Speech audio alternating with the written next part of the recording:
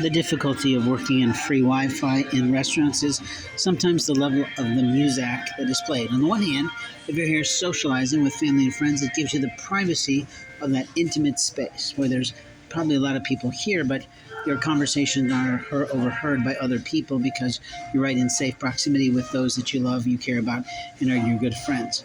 The challenge, however, for other people is that when we're working, we can't always have the sanctity and the purity of safe space, meaning space of sound.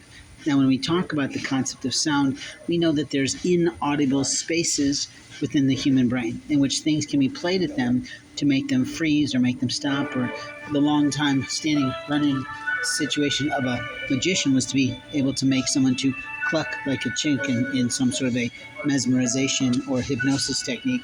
And most of us didn't want that to happen to us. In the realm of psychology, we have to know what people are playing in the background of our shopping experiences.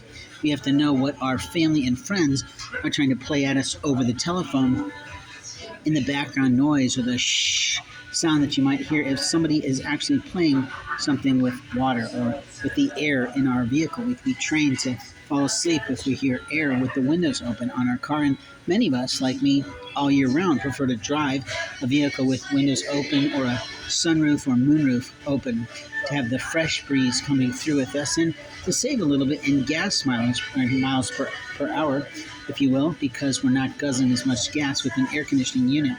It's very important when you're picking your used cars to consider those things of how do those actual tools and technologies work in your car. Now, not to get off track, but on purpose, what we're really after is how to tell people how to stay safe today in America. You see, self-protection techniques were taught about and spoken about in the early 80s, if you will, late and kind of that time period and really into the 90s.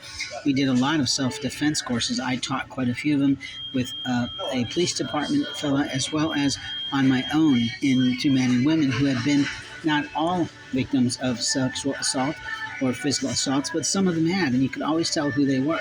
They were very ultra sensitive to touch, very super sensitive to a total stranger touching them. And we have to be careful about how we feel our personal space is, not only during a time of COVID, pandemic, epidemic, if you will, but also in the responsibility of our senses, and that we don't have the right to infiltrate someone else's private space, personal space, intentionally to do psychological, emotional, or physical or sexual harm. And we have to really get there in our lives. That we might be a touchy-feely person, but if you're walking around the community kissing everyone, it doesn't make you look too good to the wives of the husbands that don't want you really doing that when you're already betrothed to someone else.